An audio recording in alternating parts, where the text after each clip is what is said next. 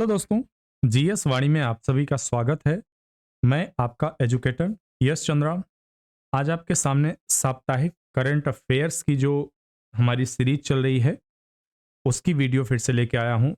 विलंब के लिए माफ़ी चाहूँगा, कुछ अपरिहार्य कारणों की वजह से वीडियो विलंब होती जा रही है, लेकिन बहुत जल्दी आपको सारी वीडियो हमारे चैनल पे सही समय पे मिलना प्रारंभ हो जाएंगी। आज के करंट अफेयर्स में हम देखेंगे 31 अक्टूबर से लेके 5 नवंबर के बीच में जो राष्ट्रीय अंतर्राष्ट्रीय महत्वपूर्ण खबरें हैं, उनको एमसीक्यू फॉर्म में देखेंगे। उसके अलावा एक सबसे खास बात जो है, आप कई सारे लोगों का एमसीक्यू देखते होंगे, करंट अफेयर्स सुनते होंगे। हमारे साथ जो खास बात है, पहली चीज मैं आपको मैपिंग कराते चलता हूँ, साथ साथ में मैप का अध्ययन कराते चलता हूँ। कोई राज्य है, कोई देश है, उसकी सीमा किस राज्य किस देश से लग रही है, वहाँ पे कौन सी फिजिकल प्रॉपर्टी है, वहाँ पर कोई खास प्रसिद्ध इमारत है, कुछ खास नदी पहाड़ पर्वत, कुछ खास ऐसी चीज़ें हैं जो आपकी परीक्षा में पूछी जाती हैं।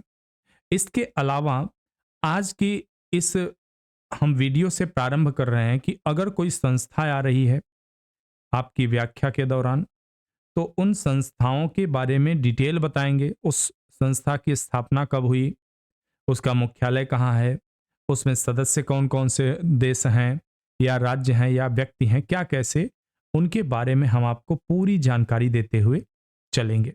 जिससे कि जो चीज़ मैं यहाँ पे लिखा हुआ हूँ कि UPSC, UPPCS, MPSC, BPSC, PCSJ, SSC, bank, railway आदि सभी परीक्षाओं के लिए यह एक कंप्लीट पैकेज साबित हो। कोई भी परीक्षा आप दे रहे हैं, उदाहरण के तौर पे आपके सामने विश्व बैंक आ गया, तो विश्व बैंक के बारे में आपके पास पूरी जानकारी होना चाहिए। इसी बात को गौरतलब रखते हुए मैंने यहाँ पर बहुत सारी चीज़ों को ऐड करना प्रारंभ कर दिया है। समय के साथ दोस्तों सुधार होता है, समीक्षा के बाद बहुत सारी चीज़ें उसमें जोड़ी जाती हैं, निकाली जाती हैं। यहाँ पर हम भी वैल्यू एडिशन करते चल रहे हैं। तो चलिए विलंब नहीं करते हैं, आज का पहला प्रश्न प्रारंभ करते हैं।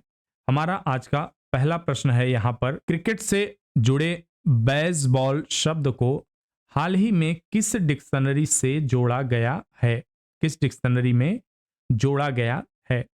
हमारे पास चार विकल्प हैं यहाँ पे, और चार विकल्प के लिए आपको 3 से हम 4 सेकंड का वक्त देते हैं।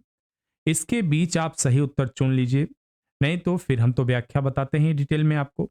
तो आशा करता हूं आपने अपना विकल्प चुन लिया होगा। सही विकल्प बी है यहाँ पे, कोलिंस। हाल ही में क्रिकेट से जुड़े बेसबॉल शब्द को प्रतिष्ठित कोलिंस डिक्शनरी में शामिल किया गया। क्रिकेट के खेल में आक्रामक दृष्टिकोण अपनाने के लिए इस शब्द का प्रयोग किया जाता है। इस शब्द को सबसे पहले एंड्रयू मिलर द्वारा उपयोग किया गया था। यह शब्द तब चर्चा में आया था जब ब्रेंडन मैकुलम को इंग्लैंड की टेस्ट टीम कप्तान बनाया गया था। दोस्तों एक चीज बता दूं आपको, यहां पर हम इसको केवल हिंदी में इसकी व्याख्या देते हुए आपको चलेंगे। अंग्रेजी माध्यम में पढ़ने वाले विद्यार्थियों के लिए एक नहीं, हजारों की संख्या में चैनल्स हैं, हजारों की संख्या में, और उसमें बहुत सारे चैनल की क्वालिटी बहुत अच्छी है। वाकई वो अच्छे से पढ़ाते हैं, अच्छा कंटेंट देते हैं। लेकिन अगर बात करें हिंदी माध्यम की, तो हिंदी माध्यम में मुझे दुख के साथ है कहना पड़ता है कि हिंदी माध्यम में बहुत आपके पास विकल्प अच्छे नहीं मौजूद हैं। विकल्प हैं, लेकिन मैं उन्हें जो जो मेरा मानदंड है, जो मैं अपने पैरामीटर सेट किया है मैंने, कि इतनी इतनी चीज़ें होनी चाहिए करंट अफेयर्स के वीडियो में, एक्सप्लेनेशन में, वो चीज़ें देखने को नहीं मिल रही हैं। इसलिए मैं कहना चाहूँगा कि इस प्रकार की जो वीडियो है, वो खासकर आपके उन भाइयों बहनों दोस्तों के लिए है जो हिंदी माध्यम से तैयारी कर रहे हैं। बाकी अगर आप अंग्रेजी माध्यम के हैं, तो इतनी हिंदी तो आपको भी आती होगी, समझ लेते होंगे, और आपके लिए बहुत सारे और विकल्प भी मौजूद हैं। तो चलिए प्रारंभ करते हैं, अगले प्रश्न की ओर बढ़ते हैं। वनडे क्रिकेट में सबसे तेज 100 विकेट लेने वाले तेज गेंदबाज कौन बने हैं? राशिद खान, शाहीन अफरीदी, जसप्रीत बुमराह या कुलदीप यादव? 3 से 4 सेकंड बहुत होता है, तब तक आप अपना सही उत्तर चुन लिए होते हैं। तो चलिए इसकी व्याख्या देख लेते हैं। शाहिद अफरीदी पाकिस्तान के तेज गेंदबाज शाहिद अफरीदी वनडे क्रिकेट में सबसे तेज 100 विकेट लेने वाले तेज गेंदबाज बन गए। उन्होंने विश्व कप में बांग्लादेश के खिलाफ खेले गए एक मैच में यह उपलब्धि हासिल की। अपने 100 विकेट वनडे विकेट अपने 91वें वनडे मैच में हासिल किया। इससे पहले यह रिकॉर्ड ऑस्ट्रेलिया के मिशेल स्टार्क के नाम था, जिन्होंने अपने 52 मैच में यह उपलब्धि हासिल की। इंग्लैंड के किस क्रिकेटर ने विश्व कप 2023 के बाद इंटरनेशनल क्रिकेट से संन्यास लेने की घोषणा की? किसने संन्यास लेने की घोषणा की है? मोइन अली, आदिल रशीद, डेविड विली या जो रूट नाम के व्यक्ति? तो यहां पर सही विकल्प क्या होगा? हमारा सही विकल्प होगा डेविड विली। सी विकल्प यहां सही है। व्याख्या देखते हैं। इंग्लैंड के क्रिकेट खिलाड़ी डेविड डेविड विली विश्व कप के बाद अंतर्राष्ट्रीय क्रिकेट से संन्यास लेने की घोषणा की। 33 वर्षीय विली ने वर्ष 2015 में इंग्लैंड के लिए डेब्यू किया था। उन्होंने अभी तक इंग्लैंड के लिए 70 वनडे, 43 टी20 इंटरनेशनल मैच खेले हैं। डेविड विली ने वनडे में 94 विकेट भी ले चुके हैं। डेविड विली वनडे मैच में। चलिए देखते हैं अगला प्रश्न क्या है। अगला प्रश्न कह रहा है,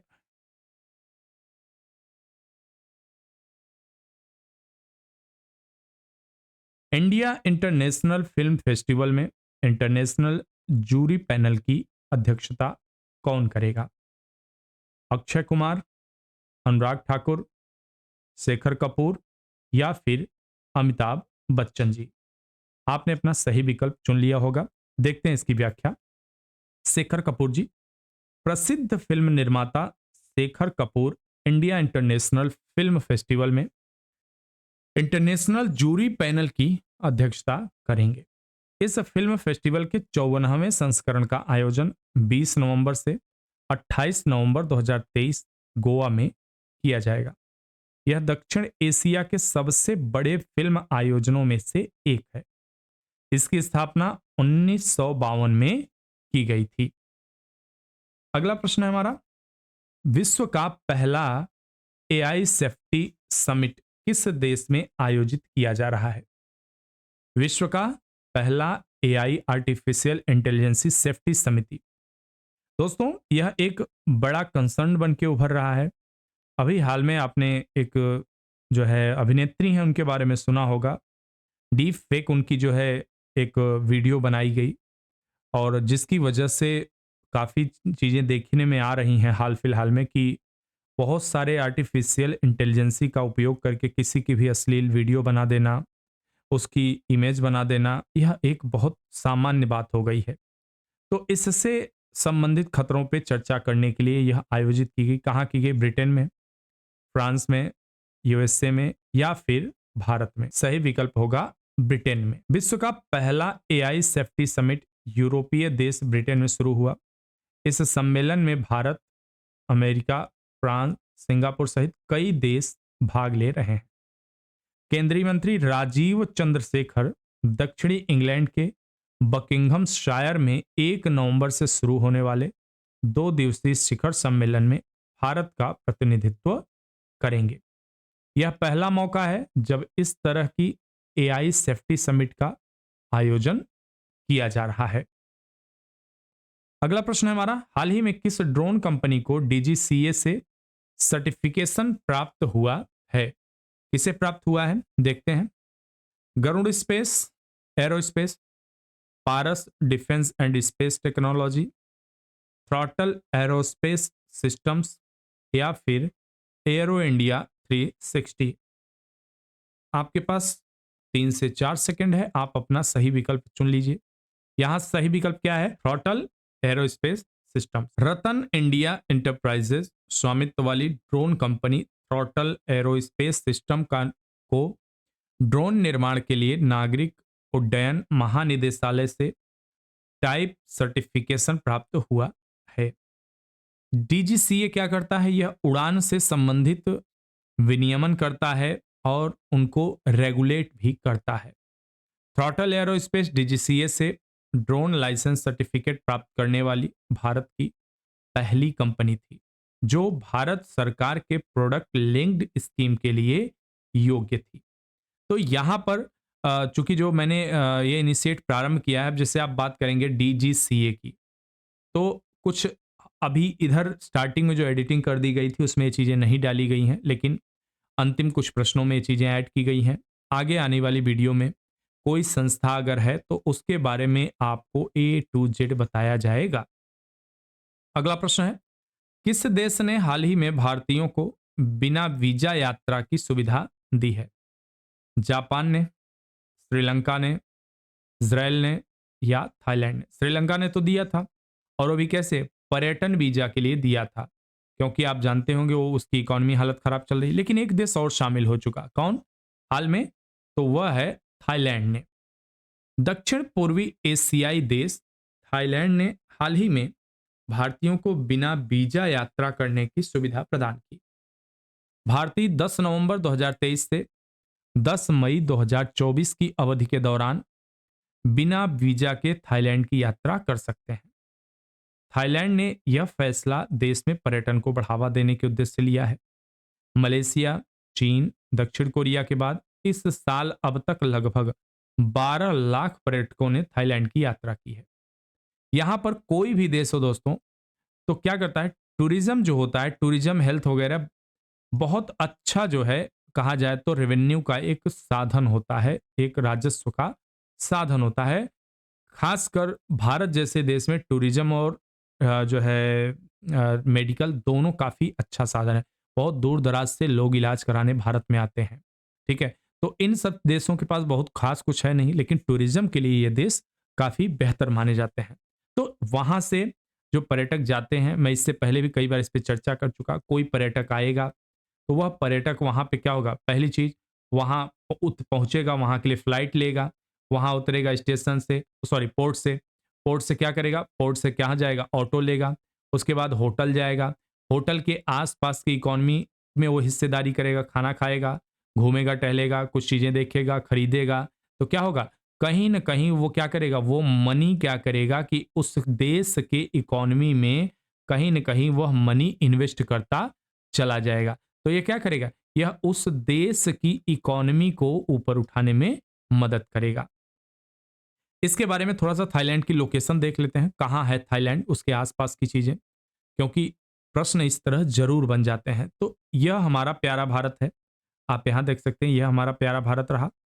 और जब हम प्यारे अपने प्यारे भारत से पूरब की तरफ बिल्कुल जाते हैं, तो दक्षिण पूरब की तरफ ये छोटे छोटे देश हैं, Myanmar, Vietnam, Laos, Thailand, Cambodia, ये सारे देश पड़ रहे हैं।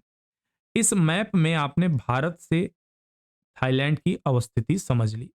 अब चलिए देखते हैं थाईलैंड को, पर्टिकुलर देखते हैं थाईलैंड के आसपास। यह रहा थाईलैंड, यहां आप देख पा रहे हैं, यह थाईलैंड है। इसके आसपास के देशों में आप देखोगे तो कंबोडिया आएगा, लाओस आएगा, ठीक है, म्यांमार है, वियतनाम है। अब अगर आसपास की और कुछ चीजें देखें, जैसे बे ऑफ बंगाल जो है यहाँ पे आ रहा है, और अंडमान सी यहाँ पे आ रहा है। अंडमान हमारा है, ये आइलैंड है, ठीक है। उसके बाद यहीं पे गल्फ ऑफ थाईलैंड पड़ रहा है, आप देख पा रहे हैं, यह है गल्फ ऑफ थाईलैंड। यहाँ मलेशिया भी है, ध्यान रखिए। उसके बाद पास में ही चाइना सी है, साउथ चाइना सी, जिसे चाइना बताता है कि यह 9 डैश लाइन का हिस्सा है। अब 9 डैश लाइन क्या है, अगर आप लोग कम से कम 50 लोग कमेंट करोगे तब जाके मैं इस पे वीडियो बनाऊंगा। 9 डैश लाइन क्या है और क्यों इस पे चीन का दावा है। गल्फ ऑफ तोकीन आप यहाँ देख सकते हैं, क्योंकि कभी कभी प्रश्न में क्या आता है, आप मिलान करने को दे देगा। तो यहाँ पे अगर आप देखेंगे तो इधर के हिस्से में यह जो है, यहाँ पर इंडियन ओशन है, ठीक है, हिंद महासागर है, इंडियन ओशन है यहाँ पे। और जस्ट यहाँ आप देखेंगे तो ये पैसिफिक ओशन शुरू हो जा रहा है, ठीक है, यह पैसिफिक ओशन शुरू हो जा रहा है। यहाँ पर यह मलक्का स्ट्रेट है, इसे कहा जाता है मलक्का स्ट्रेट, ठीक है। यह जो मैं अपनी लाइन बना रहा हूँ, मैं इसे एक बार फिर से साफ से बनाने का प्रयास करता हूँ, थोड़ी साफ सुथरी हो जाएगी।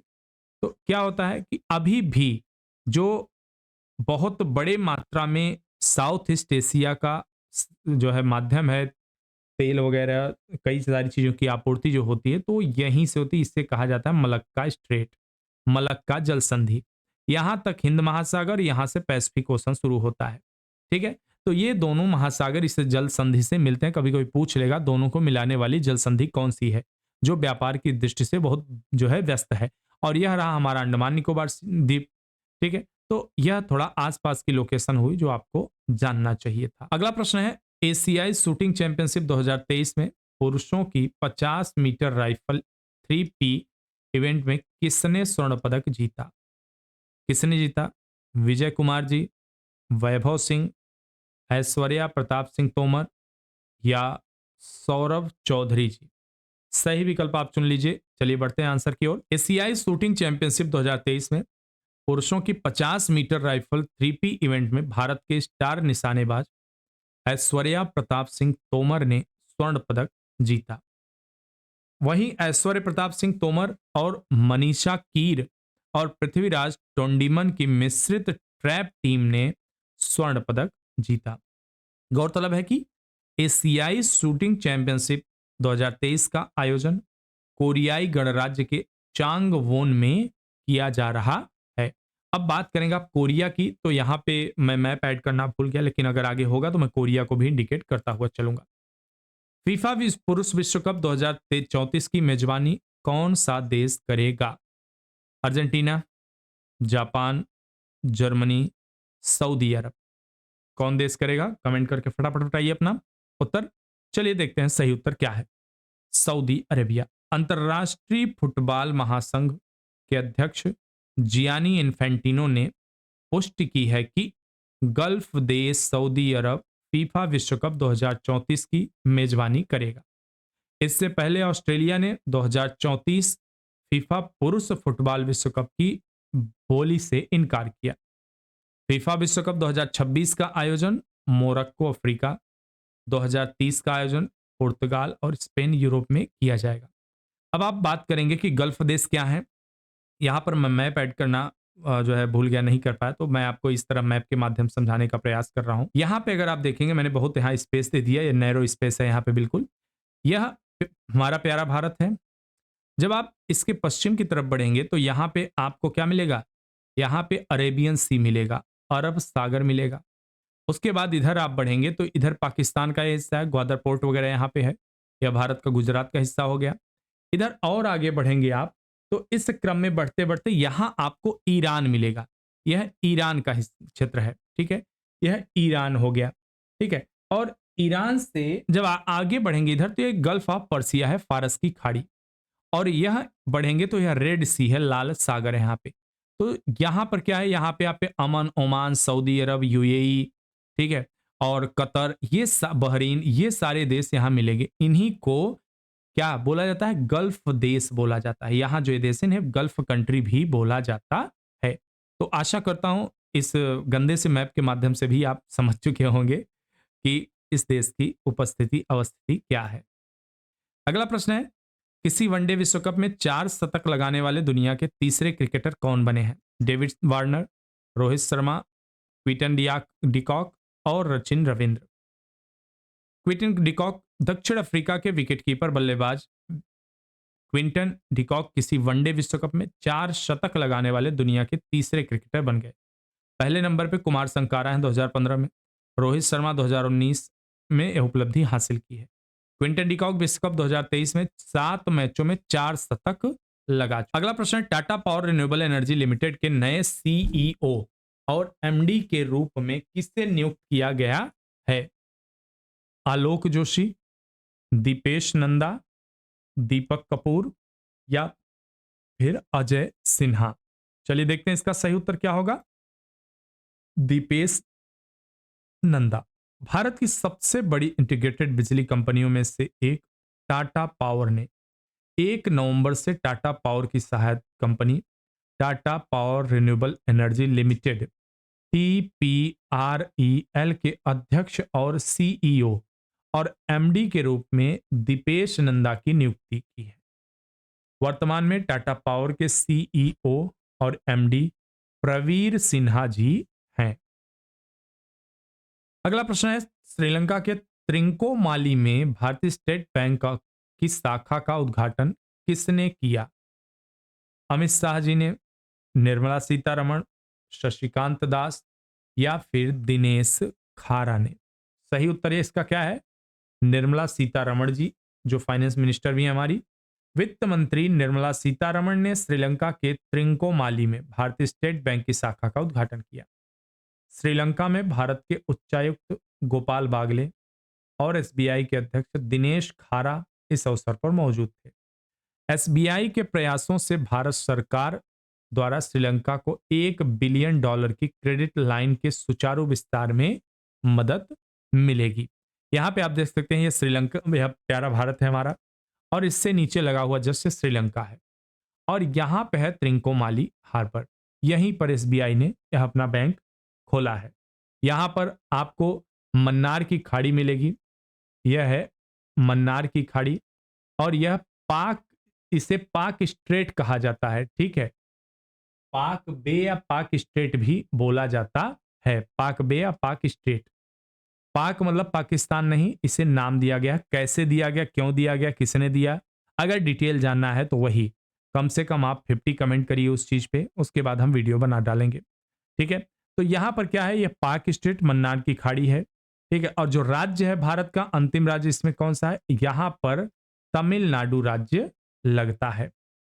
चलिए अगला प्रश्न।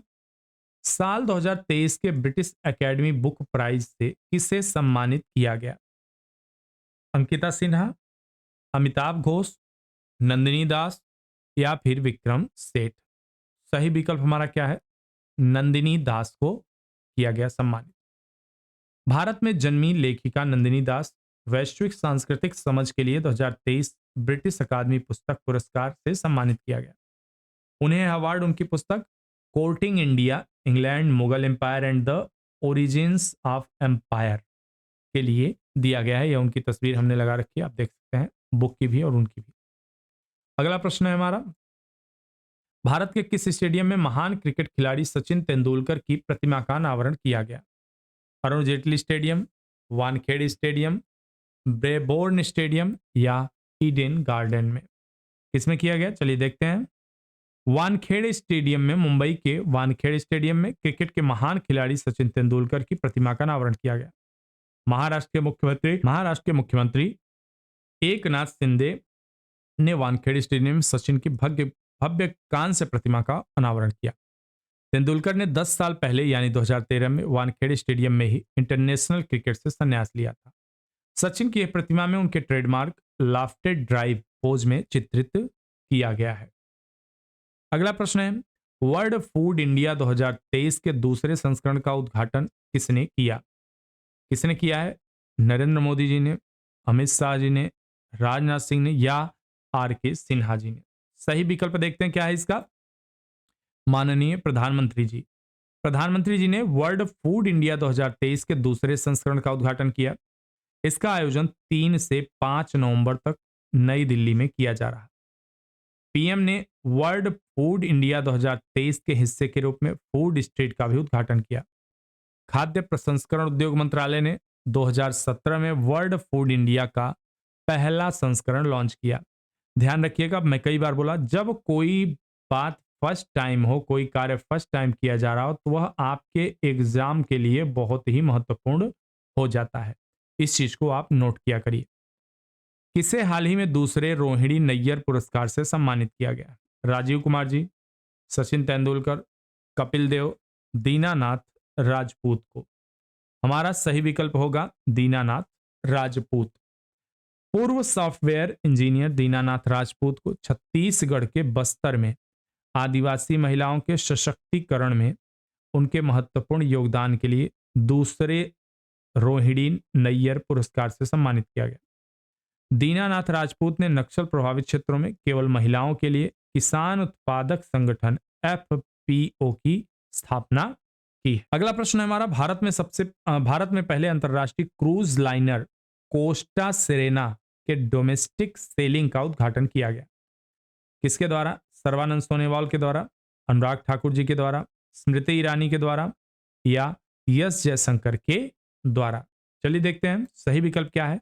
सर्बानंद सोनोवाल के द्वारा। केंद्रीय बंदरगाह, जहाज रानी, जलमार्ग मंत्री सर्बानंद सोनोवाल ने मुंबई में भारत में पहले अंतरराष्ट्रीय क्रूज लाइनर कोस्टा सिरेना कि घरेलू नौकायन का शुभारंभ किया।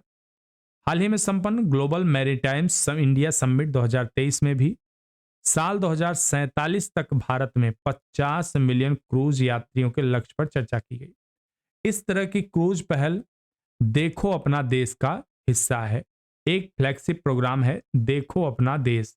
तो इसमें क्या किया जाता है, देखिए जैसे आप कहते हो देखो अपना देश, तो दो चीजें आती हैं। पहली चीज तो आप अपने प्यारे भारत को, आप अपने प्यारे भारत को उत्तर से दक्षिण, पूरब से पश्चिम आप जानने का प्रयास करोगे, तो आपकी जानकारी बढ़ेगी, अपने देश के प्रति प्रेम बढ़ेगा, अपने देश से लगाव बढ़ेगा। दूसरी बात क्या होगी कि जब आप एक जगह से दूसरे जगह तक ट्रेवल करोगे, ट्रेवल करने के क्रम में क्या करोगे, सांस्कृतिक आदान प्रदान होगा, सांस्कृतिक आदान प्रदान होगा। एक स्थान से दूसरे स्थान पर सब लोग मिलेंगे, आप पैसे खर्च करोगे, इकोनॉमी को कहीं न कहीं बूस्ट मिलेगा। तो यह भारतीय इकोनॉमी को, जो हम $5 ट्रिलियन की इकोनॉमी का लक्ष्य रखे हैं, उस तक पहुंचने में भी भारत सरकार की पर्याप्त मदद करेगा। अगला प्रश्न है, चुनाव आयोग ने चुनावी साक्षरता को बढ़ावा देने के लिए किसके साथ समझौता किया है? विदेश मंत्रालय, एनसीईआरटी के साथ, यूपीएससी या शिक्षा मंत्रालय के साथ? यह पीआईबी में, press information bureau of India में यह खबर आई हुई थी। तो यह किया गया है शिक्षा मंत्रालय के साथ। भारत के चुनाव आयोग ने देश भर में स्कूलों में चुनावी साक्षरता लाने के लिए शिक्षा मंत्रालय के साथ एक समझौता ज्ञापन पर हस्ताक्षर किया, एमओयू पर। इनका उद्देश्य क्या है? सभी स्कूलों में कक्षा 6 से 12वीं तक के पाठ्यक्रम में मतदाता शिक्षा और चुनावी साक्षरता को शामिल करना। इससे क्या होगा? विद्यार्थियों में लोकतंत्र के प्रति जानकारी बढ़ेगी, इच्छा बढ़ेगी, रुचि जागृत होगी और कहीं ना कहीं इससे भारत का भविष्य मजबूत होगा। एमओयू के तहत एनसीईआरटी स्कूली पाठ्यक्रमों में चुनावी साक्षरता से जुड़े स्टडी मटेरियल शामिल किया जाएगा। राज्य शिक्षा बोर्डों को भी इसका पालन करने की सलाह दी जाएगी। अगला प्रश्न है, वनडे विश्व कप इतिहास में सर्वाधिक विकेट लेने वाले गेंदबाज कौन है? हालांकि भरोसा रखिए, कुछ मुझे भी ज्यादा लग रहा है कि इसमें क्रिकेट से संबंधित क्वेश्चन बहुत ज्यादा हो गए हैं। अगली बार से हम इसको बैलेंस करने का प्रयास करेंगे। जसप्रीत बुमराह, मोहम्मद शमी, रविंद्र चंद्रन और रविंद्र जडेजा। सही विकल्प है हमारा मोहम्मद शमी। तेज गेंदबाज मोहम्मद शमी विश्व कप इतिहास में भारत की ओर से सबसे अधिक विकेट लेने वाले गेंदबाज बन गए। इस मामले में उन्होंने भारत के पूर्व दिग्गज बल्लेबाज गेंदबाज जहीर खान और जवागल श्रीनाथ को पीछे छोड़ा, जिनके नाम 44 विकेट दर्ज थे। उसके बाद इस लिस्ट में तेज गेंदबाज जसप्रीत बुमराह का नाम आता है, जिन्होंने अभी तक 33 विकेट लिए। वर्ल्ड कप इतिहास में सर्वाधिक विकेट की बात करें तो यह रिकॉर्ड ऑस्ट्रेलिया के पूर्व तेज गेंदबाज ग्लेन मैग्रा के नाम दर्ज किया, जिन्होंने 71 विकेट लिए। हाल ही में किस देश के साथ मोबिलिटी एंड माइग्रेशन एग्रीमेंट पर हस्ताक्षर किए गए? France, USA, Italy, Australia. किसके साथ किया गया है? कमेंट करिए फटाफट। भारत और यूरोपीय देश इटली के ने हाल ही में मोबिलिटी एंड माइग्रेशन एग्रीमेंट पर हस्ताक्षर किया है। विदेश मंत्री डॉक्टर एस जयशंकर ने रोम में इटली के उप प्रधानमंत्री और विदेश मंत्री के साथ एक सार्थक बैठक की है। अगला प्रश्न है, स्टेट ऑफ क्लाइमेट सर्विसेज क्या है? स्टेट ऑफ क्लाइमेट सर्विसेज किस संस्था द्वारा जारी एक वार्षिक रिपोर्ट है? आप कोई भी परीक्षा देते हो, चाहे आप यूपीएससी की ही क्यों न दे रहे हो या फिर आप एसएससी या बैंक की परीक्षा दे रहे हो, अभी तो आपने पेट का एग्जाम देखा, उसके हालात कैसे हैं क्वेश्चन के। आप मान के चलिए कि आपसे किसी भी परीक्षा में एक दो रिपोर्ट्स पूछ ली जाती हैं, इंडेक्स कोई पूछ लिया जाएगा, उसमें भारत की स्थिति क्या है पूछ लेंगे, उस रिपोर्ट में जो है उस रिपोर्ट को जारी करने वाली संस्था का नाम पूछ लेंगे, उस संस्था की स्थापना कब हुई थी यह पूछा जा सकता है, उस संस्था का हेडक्वार्टर कहाँ पे है यह पूछा जा सकता है। तो इन सारी बातों के लिए आप तैयार रहिए और केवल हमारे चैनल पे आपको ऐसी कई चीजें मिलने वाली हैं, क्योंकि देखिए मैं कोई बात अगर बोलता हूं तो उसके लिए मेरे पास कई सारे प्रमाण होते हैं। मैंने कई चैनल्स को देखा है, उनके यहाँ मैंने देखा कि अगर उनमें से 4 पॉइंट हैं तो कभी 2 को उसमें सबमिट करते हैं, कभी 3 को, कभी 1 को, लेकिन वे ऐसा नहीं करते कि हाँ, अगर हमारे पास बच्चा पढ़ रहा है तो उसके चारों के चारों पॉइंट यहीं से कवर हो जाएं। यह प्रयास हमारे चैनल के साथ होगा। आप सब लगातार बने रहिए, सहयोग करते रहिए। यहाँ पर आपको जो भी करंट अफेयर्स की वीडियो मिलने वाली है, इतनी कमाल की होने वाली है कि शायद ही आपको मैगजीन की जरूरत पड़ेगी। तो चलिए इसको देख लेते हैं। कौन जारी करता है? WMO, IMF, WHO या इनमें से कोई नहीं? सही उत्तर है वर्ल्ड मेट्रोलॉजिकल ऑर्गेनाइजेशन, WMO। इस वर्ष जलवायु सेवाओं की स्थिति पर विश्व मौसम विज्ञान संगठन की वार्षिक रिपोर्ट स्वास्थ्य के विषय पर अपना ध्यान केंद्रित करती है। रिपोर्ट तेजी से गंभीर मौसम की स्थिति, बिगड़ती वायु गुणवत्ता, संक्रामक रोगों के बदलते पैटर्न और खाद्य और जल सुरक्षा से संबंधित चुनौतियों से निपटने में स्वास्थ्य सेवा क्षेत्र की सहायता के लिए अनुकूलित जलवायु संबंधी जानकारी और सेवाओं की महत्वपूर्ण आवश्यकता पर जोर देती है। अगला प्रश्न है, किस प्रसिद्ध फुटबॉलर ने खेल से संन्यास की घोषणा की है? किसने की है? हमारे पास चार विकल्प हैं। Sergio Busquets Burgos, Jordi Alba Ramos, Marcos Alonso या जेरार्ड पिक। सही विकल्प इसमें से क्या है? चलिए व्याख्या देखते हैं। Gerard Pique. स्पेन के महान फुटबॉलर जेरार्ड पिक ने 3 नवंबर 2022 को बार्सिलोना के अगले लॉ लीगा मैच के बाद खेल से संन्यास की घोषणा कर दी। 10 साल की उम्र में कैंप नोउ पहुंचने पर जेरार्ड पिक ने 2004 में मैनचेस्टर यूनाइटेड की अकादमी के लिए अपना गृह शहर छोड़ दिया। उन्होंने 2008 में तात्कालिक मैनेजर एलेक्स फर्ग्यूसन के तहत अपनी पहली चैंपियंस लीग ट्रॉफी जीती। अगर आप सोच रहे होंगे स्पेन कहाँ पे है, तो आशा करता हूँ आप में से कुछ लोगों को मैप की जानकारी थोड़ी बहुत होगी। तो अगर आपको पता होगा तो ये अफ्रीका महाद्वीप बन गया। यह अफ्रीका महाद्वीप को अगर आप इस तरह से समझ रहे हैं ये अफ्रीका है, तो यहां पर इस तरह से आप देखेंगे यूरोप की शुरुआत होती है। ठीक है, यह इटली वगैरह बन जाता है इस तरह कंट्री इटली। तो यहां पर यह पुर्तगाल है। ये बिल्कुल अटलांटिक ओशन यहाँ पे है। ठीक है, अटलांटिक महासागर है। और यह हिस्सा जो है यह स्पेन है आपका। ठीक है, स्पेन है, यह पुर्तगाल है। और जब आप इसके ऊपर बढ़ेंगे तो यहां पर आपको फ्रांस मिलेगा। ठीक है, तो यह भूमध्य सागर है और भूमध्य सागर के ऊपर की तरफ यूरोप मिलेगा आपको, जबकि नीचे की तरफ अफ्रीका मिलेगा। अफ्रीका में इस तरह जो तटवर्ती देश हैं उनमें क्रमशः आपको मिलेंगे। यहां बिल्कुल कोने पे मिलेगा मोरक्को, फिर अभी जहां भूकंप आया था इस पर मेरी वीडियो है। उसके बाद अल्जीरिया मिलेगा, उसके बाद लीबिया मिलेगा, उसके बाद इजिप्ट मिलेगा। क्रमशः ऊपर के देश हैं। अगला प्रश्न है, बायजूस की सामाजिक प्रभाव शाखा एजुकेशन फॉर ऑल के लिए पहला वैश्विक ब्रांड एम्बेसडर कौन बन गया है? कौन बना है पहला brand ambassador? Barack Obama, Lionel Messi, Roger Federer या विराट कोहली? कौन बने हैं? तो यहां पे लियोनेस मेसी को बनाया गया है। एडटेक प्रमुख बायजूस ने फुटबॉल स्टार लियोनेल मेसी को अपना सामाजिक प्रभाव शाखा एजुकेशन फॉर ऑल के लिए पहले वैश्विक ब्रांड एम्बेसडर के रूप में नियुक्त किया। फुटबॉलर लियोनेल मेसी जो पेरिस सेंट जर्मेन के लिए खेलते हैं, अर्जेंटीना फुटबॉल टीम के कप्तान हैं, ने समान शिक्षा को बढ़ावा देने के लिए बायजूस के साथ एक समझौते ज्ञापन पर हस्ताक्षर किया है। कौन सी भारतीय फर्म मंगोलिया की पहली ग्रीनफील्ड रिफाइनरी का निर्माण करेगी? कौन सी करेगी?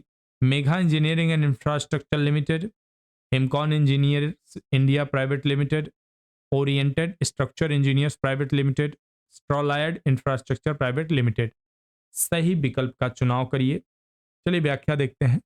Megha engineering and infrastructure limited, Bharat की Megha engineering and infrastructure limited को मंगोल रिफाइनरी परियोजना के लिए प्राधिकरण पत्र प्राप्त हुआ, जिसमें देश में मंगोलिया की पहली तेल रिफाइनरी का निर्माण शामिल है।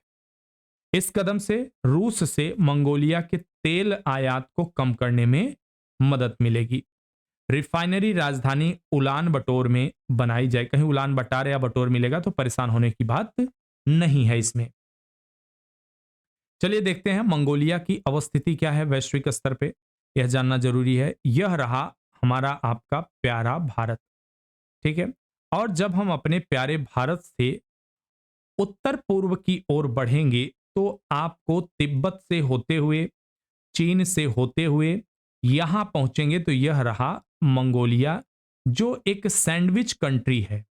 दो देशों के बीच इस तरह की लैंडलॉक्ड कंट्री को जनरली एक इस्तेमाल होता है शब्द सैंडविच कंट्री, ठीक है। तो जो सैंडविच खाया जाता है वही उसी तरह के सैंडविच कंट्री है। यह ऊपर रूस से सीमा साझा करती है तो नीचे की तरफ चीन से साझा क्या करती है, पूरी तरह से लैंडलॉक्ड कंट्री है।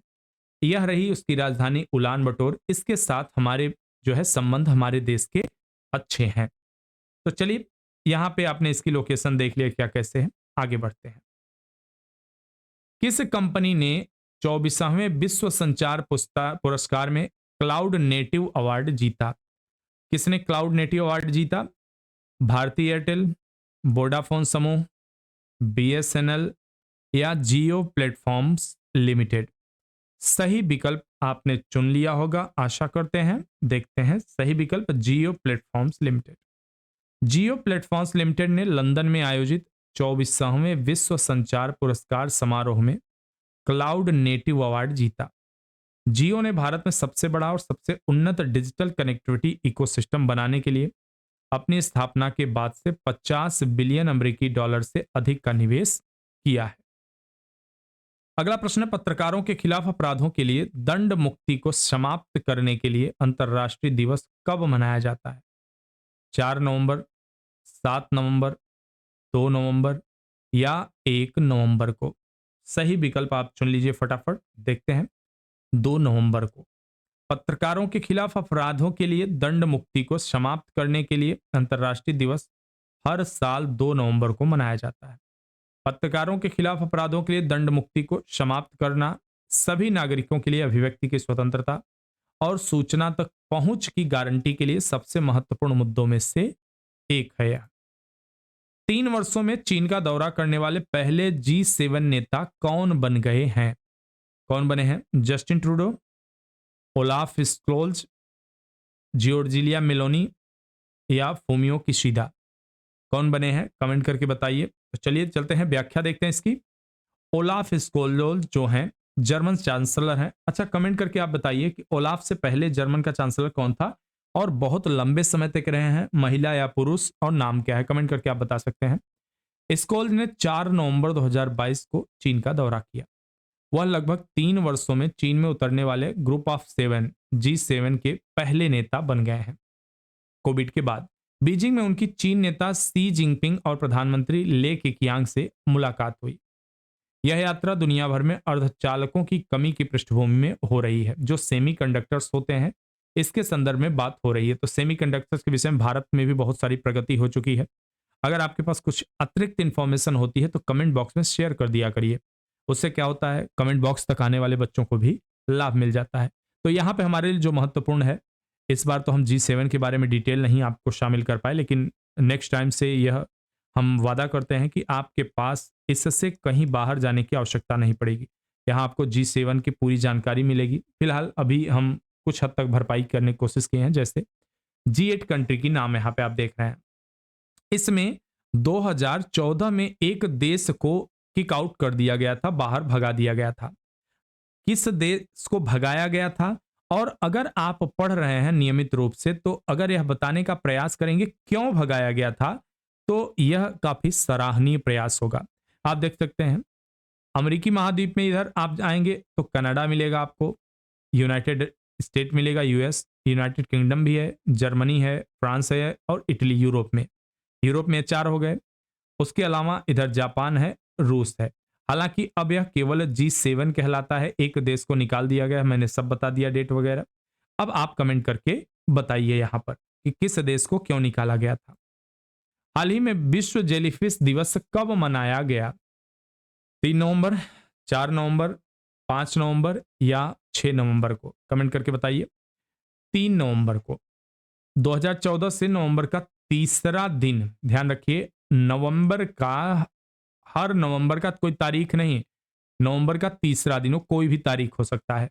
जेलीफिश दिवस तारीख के रूप में कार्य करता है।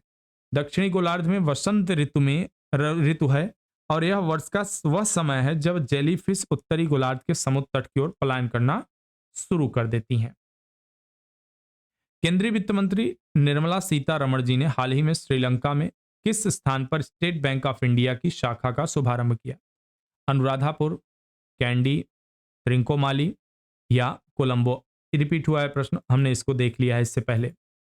अगला प्रश्न, श्री सोमनाथ ट्रस्ट के अध्यक्ष के रूप में 5 वर्ष के कार्यकाल के लिए हाल ही में निम्नलिखित में से किन्हें चुना गया है?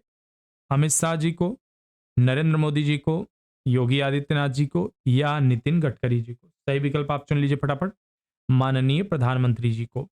यहां पर आप देखेंगे सोमनाथ जी का मंदिर कहां अवस्थित है, रहा गुजरात का मैप आप देख सकते हैं, यह गुजरात का मैप है और यहाँ गिर सोमनाथ जो है यही वह मंदिर अवस्थित है, बिल्कुल समुद्र के किनारे।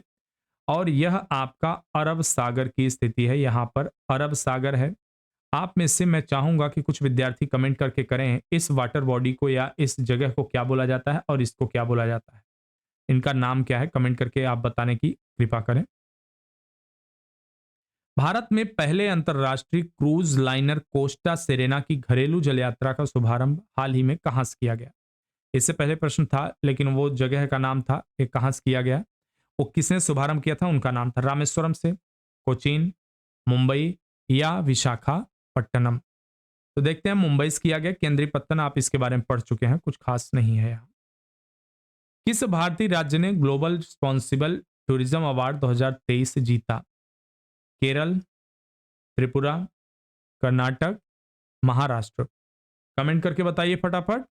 सही उत्तर आपका है केरल। यहाँ पे केरल, आंसर थोड़ा सा यहाँ गड़बड़ हो गया, केरल होगा, तो सही उत्तर होगा यहाँ पे केरल। केरल ने ग्लोबल रिस्पॉन्सिबल टूरिज्म अवार्ड 2023 जीता। यह पुरस्कार राज्य के रिस्पॉन्सिबल टूरिज्म मिशन आरटीएम के प्रभावी, टिकाऊ और महिला समावेशी कार्यक्रमों की एक महत्वपूर्ण पुष्टि है। यह पुरस्कार स्थानीय व्यंजनों, हस्तशिल्पों को बढ़ावा देने और स्थानीय समुदायों के लिए आय उत्पन्न करने में आरटीएम के काम को मान्यता देता है। केरल ने best for local sourcing, craft and food श्रेणी में पुरस्कार जीता। रिस्पॉन्सिबल टूरिज्म पार्टनरशिप और international centre for responsible tourism ने यह पुरस्कार दिया है। यहां पर आप देख सकते हैं केरल की अवस्थिति क्या है, यह हमारा प्यारा भारत है, आप देख सकते हैं। दक्षिण में इस तरह से अरब सागर से लगता हुआ यह एक राज्य है, पतला सा पश्चिमी घाट पर, जिसे केरल कहा जाता है। केरल 2 राज्यों के साथ सीमा बनाता है, एक यहाँ पे कर्नाटक है तो एक यहाँ पे तमिलनाडु है। बेम्बनाथ झील वगैरह केरल में ही, पेरियार नदी केरल में ही है, ठीक है। तो यहाँ इसके विषय में थोड़ी सी जानकारी है, आप देख सकते हैं। आवागमन सुविधा में अभिवृद्धि, आर्थिक समृद्धि और पर्यटन विकास के लिए महत्वपूर्ण 4 लेन रामबन पुल का निर्माण हाल ही में निम्नलिखित किस राज्य में किया गया? उत्तराखंड, छत्तीसगढ़, जम्मू कश्मीर, उत्तर प्रदेश? कमेंट करके बताइए फटाफट आप लोग। चलिए देखते हैं, जम्मू कश्मीर के बारे में थोड़ा सा देख लें। सही उत्तर है हमारा, जम्मू कश्मीर में 4 लेन वाले 1.08 किलोमीटर लंबे रामबन वायाडक्ट का निर्माण सफलतापूर्वक पूरा किया गया। 328 करोड़ रुपए की लागत से बनी यह परियोजना राष्ट्रीय राजमार्ग 44 के उधमपुर रामबन खंड में स्थित है। यह रहा जम्मू कश्मीर, भारत का मुकुट। और यहां आप देखेंगे सीमावर्ती राज्यों को जानना जरूरी है। तो अगर नीचे की तरफ आएंगे तो सबसे पहले हिमाचल प्रदेश से सीमा बना रहा है, उसके बाद यहां देखेंगे पंजाब की भी एक पतली सी लाइन मिलती है जम्मू कश्मीर से। तो ये 2 राज्य सीमा बनाते हैं, यह आपको पता होना चाहिए। अगला है, कौन सा देश भारत के हंगर प्रोजेक्ट को वित्त पोषित कर रहा है और उत्तराखंड में खाद्य सुरक्षा को बढ़ावा दे रहा है? कौन सा है? नॉर्वे, स्वीडन, फ्रांस, तुर्की? कमेंट करके बताइए फटाफट। बढ़ते हैं आगे। नॉर्वे ऐसा देश है, नॉर्वे भारत के हंगर प्रोजेक्ट को वित्त पोषित करने में मदद करेगा। उत्तराखंड में पर्यावरण की रक्षा और खाद्य सुरक्षा को बढ़ावा देने के लिए महिला नेताओं को मजबूत करने में मदद करेगा। परियोजना की अवधि 44.7 मिलियन बजट के साथ सितंबर 2026 तक 3 वर्ष होगी। यह परियोजना वन पंचायतों को मजबूत करने पर ध्यान केंद्रित करते हुए निर्वाचित महिला प्रतिनिधियों और संघों के लिए क्षमता निर्माण प्रशिक्षण का आयोजन करती है। यहां पे आप देख सकते हैं नॉर्वे की लोकेशन अगर आप देखेंगे तो यह एक देश है। आप देख सकते हैं इसे कहा जाता है रूस। ठीक है, रूस है यह, रसिया। और यहां पर इससे लगा हुआ एक देश है जिसे बोला जाता है यहां पर फिनलैंड नामक देश है। यह फिनलैंड देश है। ठीक है, यह फिनलैंड है। और इसी से लगा हुआ आप यह लाल कलर का देख रहे हैं तो इसे स्वीडन बोला जाता है। ठीक है, इसे स्वीडन कहा जाता है। और इसी से लगा हुआ जो हरा हरा कलर का दिख रहा है इसे ही बोला जाता है नॉर्वे। आप यहां देखें अगर तो यह क्या है, यह अटलांटिक महासागर है। ठीक है, और यह आपका ग्रेट ब्रिटेन है, यूके है यहां पे।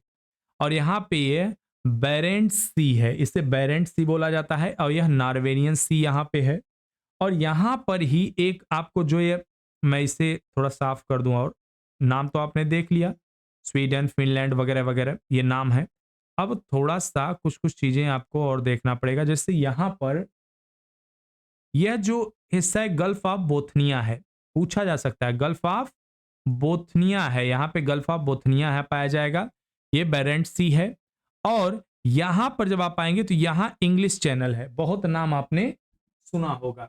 और यह जो हिस्सा है यह बाल्टिक सी कहा जाता है। यहां पे गल्फ ऑफ बोथनिया है, इसे बाल्टिक सी कहा जाता है। जहां मैं अभी पेन में चला रहा हूं यह बाल्टिक सी है। और अगर आप ध्यान देंगे तो यह एक यह छोटा सा आपको दिख रहा होगा अलग कलर का, बिल्कुल रूस जिस कलर का है उसी कलर का यहां कुछ चीज आपको दिख रहा होगा। ये आप देख रहे हैं कि ये क्या है, यूरोप में है, लेकिन यह बता दें आपको यह रूस की टेरिटरी है। अगर इसका कमेंट में आपके नाम बता दिया किसी ने तो मैं मानूंगा कि उनका आईआर पे पकड़ बहुत अच्छी है। तो कमेंट करके आप बताइए इस रूस के टेरिटरी का नाम क्या है। तो यहां आपने लोकेशन उसकी समझ ली होगी। अगला प्रश्न है हमारा, विश्व दूरसंचार मानकीकरण सभा WTSA 2024 का मेजबान कौन सा देश है? ऑस्ट्रेलिया, जापान, फ्रांस या ब्राजील? कमेंट करके फटाफट बताइए आप लोग। हाल ही में केंद्रीय संचार एवं आईटी मंत्री अश्विनी वैष्णव ने सूचित किया कि भारत अगले साल विश्व दूरसंचार मानकीकरण सभा की मेजबानी करने जा रहा। हर 4 साल में आयोजित विश्व दूरसंचार मानकीकरण सभा ITU मानकीकरण क्षेत्र का शासी सम्मेलन है जो अंतरराष्ट्रीय दूरसंचार संघ, इस तरह संयुक्त राष्ट्र प्रणाली के 3 विश्व सम्मेलनों में से एक है।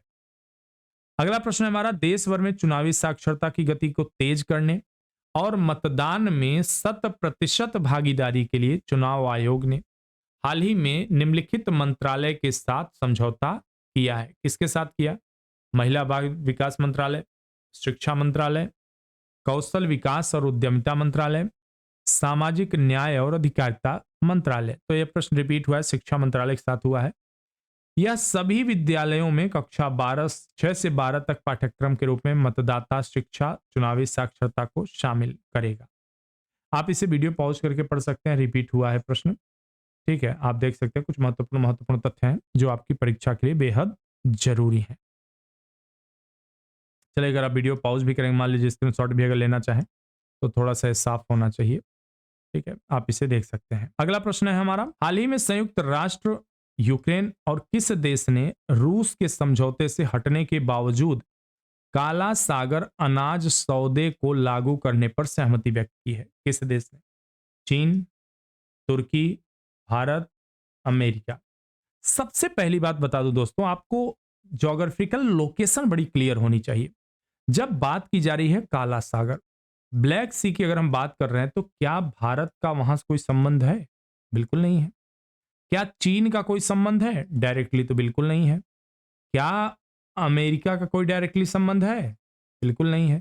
तो जब ये 3 एलिमिनेट हो गए तो उत्तर कौन सा बचा? तुर्की बचा, काला सागर संबंधित है।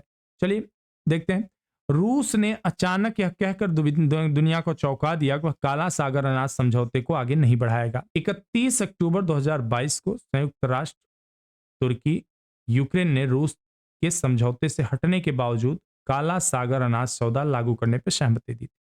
यह समझौता कैसा है कि भाई अगर ब्लैक सी से कोई शिप गुजर रही है, यूक्रेन क्या है, यूक्रेन क्या करता है, गेहूं का बहुत बड़ा निर्यातक है। तो अगर यूक्रेन की जहाज उधर से जा रही है तो रूस या किसी अन्य पार्टी के द्वारा इस पर अटैक नहीं किया जाएगा, ऐसा समझौता था। काला सागर अनाज पहल 22 जुलाई 2022 को रूस, तुर्की, यूक्रेन, संयुक्त राष्ट्र द्वारा शुरू की गई। यह पहल यूक्रेन से दुनिया के बाकी हिस्सों में महत्वपूर्ण खाद्य उर्वरक निर्यात को फिर से शुरू करने को स्थापित किया गया था। इसकी लोकेशन मैं आपको बताऊंगा, लेकिन रूस कह रहा है कि यूक्रेन क्या कर रहा है, यह पूरी दुनिया के लिए फूड सिक्योरिटी की बात नहीं करता। यह जो मिडिल और हाई इनकम कंट्री हैं, जिनकी हाई इनकम है बहुत या मिडिल क्लास वाले हैं, केवल उन्हीं को निर्यात कर रहा है। इस और दूसरी बात, हम पे बहुत सारा सैंक्शन अगर लगा है तो हम क्यों इसका सपोर्ट करें इस ट्रीटी का। आपने देखा होगा हाल फिलहाल में कई सारी ट्रीटी को रूस तोड़ रहा है। क्यों? क्योंकि उस पर बहुत सारे 5,000 से अधिक सैंक्शन लगे हैं रूस के ऊपर। ठीक है, अगला अब यहां पे देखिए, यह लोकेशन अगर आप देखें, यह विश्व की लोकेशन है। अब इसे आप ध्यान से देखिए, उसके बाद हमारा जो अभी जानने वाला क्षेत्र जो हमें पढ़ना है वह यह रीजन है। मैं इसको हाईलाइट कर दे रहा हूं, हालांकि अगले पेज को मैं इसको थोड़ा सा और जूम कर रहा हूं। देखिए आप जब आप देखेंगे तो यह हिस्सा जब यहां देख रहे हैं, यह रहा आपका ब्लैक सी। यहां इसे कहा जाता है ब्लैक सी, यह हिस्सा, यह आपका रूस है जैसा कि मैंने बताया, यह यूक्रेन है और यह आपका तुर्की है, और यहां पे इस्तांबुल है, जिससे एक रोप कहा जाए तो एक स्थल संधि के माध्यम से यूरोप से जुड़ा हुआ है। ठीक है, तो यहां पे यह जो ब्लैक सी है, इसी के माध्यम से इधर के देश क्या करते हैं, क्योंकि ठंडी के महीनों में क्या रहता है कि इतनी ठंड पड़ती है कि इधर के क्षेत्र जम जाते हैं, वह रूस के लिए भी और यूरोपियन देशों के लिए भी। लेकिन इधर क्या होता है, इधर इतना ये जमते नहीं है सागर। ठीक है, तो यहां पर क्या होता है कि निकास का अच्छा माध्यम है। यहां पे आप देख रहे हैं, यह भूमध्य सागर हो गया। तो कोई भी देश, चाहे यूक्रेन हो, चाहे जो है, हालांकि तुर्की के लिए तो इधर भी खाली है, लेकिन बाकी इधर से जो सटे हुए यहाँ के राष्ट्र हैं, यहाँ पे चाहे वह ग्रीस वगैरह हो, चाहे आप सॉरी यूक्रेन वगैरह हो, चाहे जो है रोमानिया हो, ठीक है, इन सब को निकलने का एक अच्छा रास्ता यहाँ मिल जाता है। और यहाँ से होते हुए आते हैं भूमध्य सागर में, उसके बाद इधर बढ़ जाते हैं, चाहे अमेरिका की तरफ जाएं और चाहे सी रूट से ये आए अफ्रीकी कंट्री में, या फिर ये इधर स्वेज कैनाल से होते हुए, रेड सी से होते हुए यहाँ पे सीधे आ सकते हैं, अरेबियन सी में इंडिया तक आ सकते हैं, या फिर सीधे ये साउथ ईस्ट एशिया में भी मलक्का जल संधि के माध्यम से होते हुए आगे जा सकते हैं, या ऑस्ट्रेलिया जा सकते हैं जहां भी उनका रूट है। तो कहीं न कहीं इसी क्षेत्र से संबंधित वह संधि थी जिसमें रूस ने विड्रॉ कर लिया कि भैया हमें इसे नहीं मानना है। अगला प्रश्न है, हाल ही में किस देश ने कोलंबिया को हराकर 2022 फीफा अंडर 17 महिला विश्व कप जीता है? जापान, भारत, जर्मनी या स्पेन? स्पेन ने जीता है। गत स्पेन ने 30 अक्टूबर को Mumbai DY Patil sports stadium में पहली बार फाइनल में पहुंची। कोलंबिया को 1-0 से हराकर 2022 फीफा अंडर 17 महिला विश्व कप जीता। स्पेन ने 2018 में अपना पहला खिताब जीता था। स्पेन ने विक्की लोपेज को प्लेयर ऑफ द टूर्नामेंट चुना। मेजबान भारत अपने तीनों मैच हारकर ग्रुप स्टेज में जगह बनाने में नाकाम रहा। अगला प्रश्न है, भारत में प्रधानमंत्री गरीब कल्याण योजना, ध्यान रखिए, प्रधानमंत्री गरीब कल्याण योजना की शुरुआत कब हुई? 2020, 22, 18 या फिर 19 में? चलिए देखते हैं। प्रधानमंत्री जी ने प्रधानमंत्री गरीब कल्याण अन्न योजना, मुफ्त राशन योजना के नाम से भी इसे जाना जाता है, 5 वर्षों के लिए, अगले 5 वर्षों के लिए बढ़ा दिया। यानी कि अब यह योजना लगभग 2028 तक चलने वाली है। राष्ट्रीय खाद्य सुरक्षा अधिनियम 2013 के तहत पात्र राशन कार्ड धारकों को 5 किलो मुफ्त खाद्यान्न उपलब्ध कराने के लिए कोविड-19 महामारी के दौरान 2020 में प्रधानमंत्री गरीब कल्याण अन्न योजना की शुरुआत की गई थी। अब इसे 5 सालों के लिए एक्सटेंड कर दिया गया है। केंद्रीय जल संसाधन मंत्रालय ने 1 से 5 नवंबर 2022 तक भारत जल सप्ताह के 7वें संस्करण का आयोजन कर रहा है। इस आयोजन का उद्घाटन किसने किया? द्रौपदी मुर्मू जी ने, मोदी जी ने, अमित शाह जी ने या राजनाथ सिंह जी ने? किसने किया? द्रौपदी मुर्मू जी ने, जो हमारी इस समय महामहिम है। एक एकीकृत तरीके से जल संसाधनों के बारे में जागरूकता बढ़ाने, संरक्षण, उपयोग करने के प्रयास में केंद्रीय जल संसाधन मंत्रालय 1 से 5 नवंबर 2022 तक भारत जल सप्ताह के 7वें संस्करण का आयोजन कर रहा है। 7वें संस्करण की theme water security for sustainable development and equity है। इस कार्यक्रम का उद्घाटन भारत की राष्ट्रपति द्रौपदी मुर्मू द्वारा 1 नवंबर 2022 को ग्रेटर नोएडा, उत्तर प्रदेश में किया जा रहा है। अगला प्रश्न है, निम्नलिखित में से DRDO industry academia centre of excellence DIACOE निम्नलिखित में से किस संस्थान में स्थापित किया गया? 4 विकल्प हैं, IIT Guwahati, IIT Jodhpur, IIT Kanpur या IIT रुड़की। कमेंट करके बताइए फटाफट। देखते हैं इसका सही उत्तर। रक्षा मंत्रालय भारत सरकार ने भारतीय प्रौद्योगिकी संस्थान रुड़की में DRDO industry academia centre of excellence स्थापित करने को मंजूरी दे दी। यह सुविधा डीआरडीओ भारत सरकार से वित्तीय सहायता प्राप्त करेगी। अगला प्रश्न है हमारा, निम्नलिखित में इंडिया स्पेस कांग्रेस 2022 की मेजबानी किस शहर ने की है? भोपाल, शिमला, नई दिल्ली या जयपुर? कमेंट करके बताइए अपना सही उत्तर आप। चलिए देखते हैं व्याख्या इसकी क्या है। नई दिल्ली, तो यह सेटकॉम इंडस्ट्री एसोसिएशन SIA ने नई दिल्ली में 3 दिवसीय इंडिया स्पेस कांग्रेस 2022 का आयोजन किया। इंडिया स्पेस कांग्रेस 2022 की theme leveraging space to power next gen communication and business है। इस कार्यक्रम में 30 देशों के वक्ताओं ने भाग लिया, जिसे भारतीय अंतरिक्ष अनुसंधान संगठन इसरो, रक्षा मंत्रालय, NITI Aayog, new space of India limited और दूर संचार विभाग का समर्थन प्राप्त था। अगला प्रश्न है, हाल ही में किस देश ने यूरोपीय संघ के साथ high level dialogue of migration and mobility सह अध्यक्षता की है इसकी? म्यांमार, भारत, श्रीलंका या रूस? कमेंट करके बता दीजिए आप लोग। भारत और यूरोपीय संघ ने ब्रुसेल्स में high level dialogue on migration and mobility की सह अध्यक्षता की। इस दौरान सुरक्षित, व्यवस्थित, नियमित प्रवास को बढ़ावा देने संबंधित मुद्दों पर बातचीत हुई। High level dialogue of migration and mobility में ब्रसल्स में यूरोपीय संघ के सदस्य देशों के राजनयिक मिशनों के प्रतिनिधियों ने भाग लिया, जिन्हें पर्यवेक्षकों के रूप में आमंत्रित किया गया था। दोस्तों यहां पे बता दूं आपको, यह जो प्रवासन की बात की जा रही है, यूरोप आजकल बहुत बड़े लेवल पर आप देखे होंगे कुछ सालों से बहुत ज्यादा अशांति का माहौल देखा जा रहा है। इसके लिए जो प्रवासी गए हैं या जो माइग्रेट करके लोग गए हैं उनको जिम्मेदार माना जा रहा है। बहुत सारे देश इस चीज को अब फिर से वापस ले रहे हैं कि हम यूं ही किसी शरणार्थी को शरण नहीं देने वाले। इस पे डिटेल डिबेट हो सकती है, वीडियो बना सकते हैं अगर आप लोग कमेंट करोगे तो। हाल ही में किस संस्थान ने commodity markets outlook report for October 2022 जारी किया है? किसने जारी किया? विश्व बैंक ने, रिजर्व बैंक ऑफ इंडिया ने, नाबार्ड ने या स्टेट बैंक ऑफ इंडिया ने? चलिए देखते हैं इसकी व्याख्या क्या है। विश्व बैंक ने कमोडिटी मार्केट आउटलुक रिपोर्ट अक्टूबर 2022 जारी की। इस रिपोर्ट के अनुसार अगले कुछ वर्षों में वैश्विक ऊर्जा की कीमतें कम होंगी, लेकिन ऐतिहासिक औसत से अधिक बनी रहेंगी। वर्ष 2022 में ऊर्जा की कीमतों में 11% और 2024 में 12% की गिरावट की उम्मीद है। अब देखते हैं विश्व बैंक के बारे में थोड़ा सा। वर्ष 1944 में IMF के साथ मिलकर पुनर्निर्माण और विकास के लिए अंतर्राष्ट्रीय बैंक के रूप में स्थापित किया गया था, जिसे IBRD बोला जाता है। बाद में IBRD विश्व बैंक बन गया।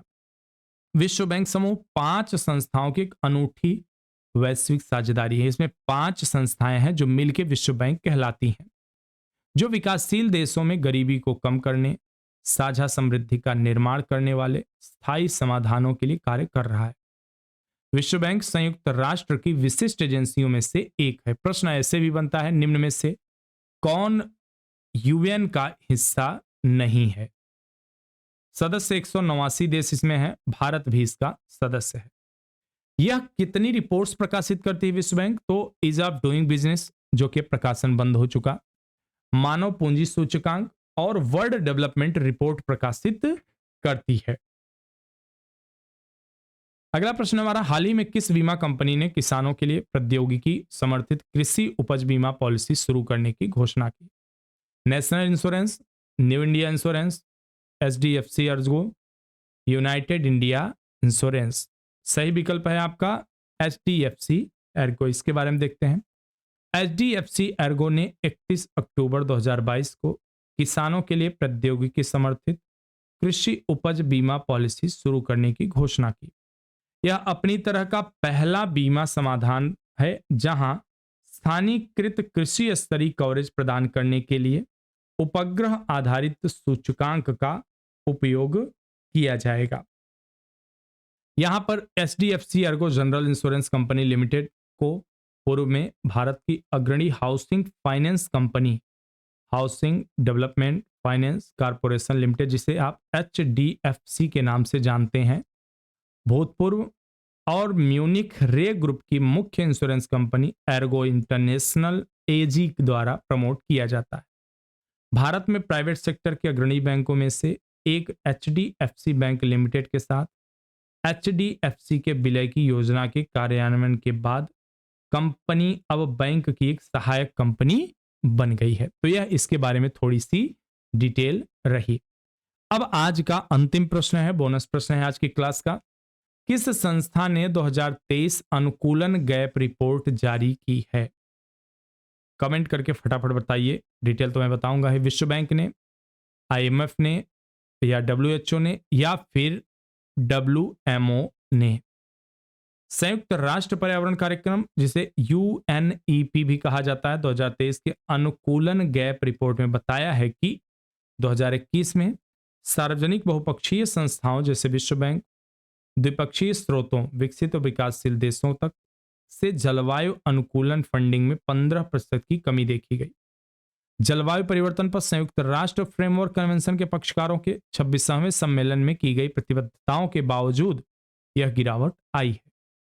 इन प्रतिबद्धताओं का लक्ष्य अनुकूलन वित्त के लिए समर्थन को 2019 के स्तर से दोगुना करना है, जिससे 2025 तक लगभग $40 बिलियन की वार्षिक राशि का लक्ष्य रखा जा सके। अब यहां पर यूनेप के बारे में आप पढ़ सकते हैं। हमने यह प्रयोग किया है, आज ये पहला प्रयोग था।